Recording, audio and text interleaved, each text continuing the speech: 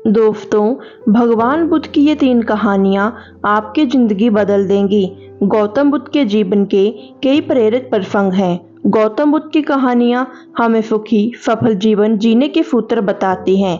आज मैं आपको इन्हीं कहानियों के बारे में बताऊंगी जो आपकी ज़िंदगी पूरी तरह से बदल देंगी। गौतम बुद्ध की पहली कहानी है परेशानियों से डरे नहीं, उनका सामना करें। गौतम बुद्ध कौशाम्बी नगर में रहते थे। वहां की रानी गौतम बुद्ध का अलग अलग तरीकों से अपमान करती थी। रानी ने कुछ लोग बुद्ध को अपमानित करने के लिए और उनको परेशान करने के लिए उनके पीछे लगा दिए। रानी के आदेश पर वे सभी लोग बुद्ध का विरोध करते थे, लेकिन बुद्ध ने किसी को कुछ नहीं कहा। उस समय बुद्ध के साथ उनका एक शिष्य भी था। उसका नाम था आनंद। आनंद ने बुद्ध से कहा, मैं लगातार देख रहा हूँ कि ये लोग जानबूझकर हमारा अपमान कर रहे हैं। यहाँ हमारा हर जगह अपमान हो रहा है। ऐसी जगह हमें नहीं रुकना चाहिए। बुद्ध ने आनंद से पूछा, हम कहाँ जाएं?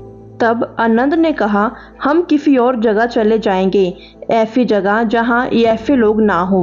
बुद्ध बोले, अगर वहाँ भी ऐसी परेशानियां बनी तो फिर हम कहाँ जाएंगे और हम कब तक भागते रहेंगे? अपमान भी एक समस्या है। हम अहिंसा, धैर्य के साथ विनम्रता और शालीनता से ऐसे लोगों का सामना करेंगे। इसमें बुद्ध की सीख, परेशानियां हर जगह हैं। हम परेशानियों से नहीं बच सकते, इसलिए समस्या चाहे कैसी भी हो, हमें उसका सामना करना चाहिए।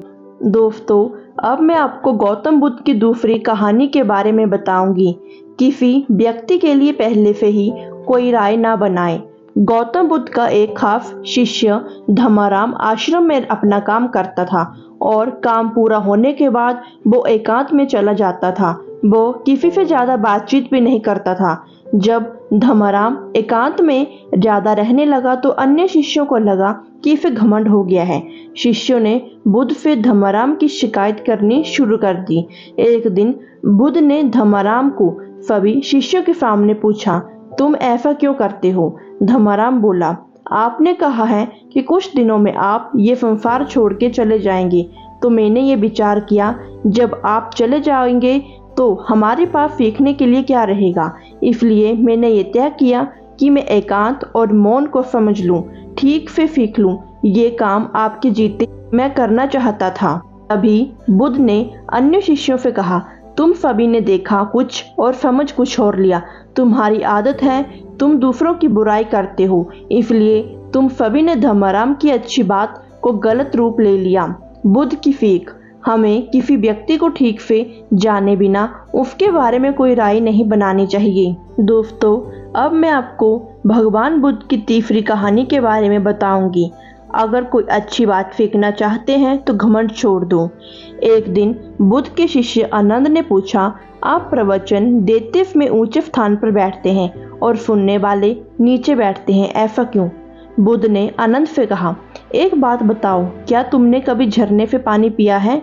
आनंद बोला, हाँ, मैंने झरने से पानी पिया है। बुद्ध ने पूछा, तुमने पानी कैसे पिया? तभी आनंद ने कहा, झरना ऊपर से बह रहा था और मैं झरने के नीचे खड़ा हो गया और पानी पी। तभी बुद्ध बोले, अगर झरने से पानी पीना है तो नीचे ही खड़ा होना पड़ेगा। जो कथा या प्रवचन होता है उसमें कहने वाला ऊपर बैठता है और उस कथा का संदेश ग्रहण करना है तो सुनने वाले को नीचे ही बैठना होगा। नीचे बैठने से हमारे स्वभाव में विनम्रता आती है। हमें अच्छी बातों को जीवन में उतारने की प्रेरणा मिलती है। ऐसा करने से हमारा घमंड दूर होता है।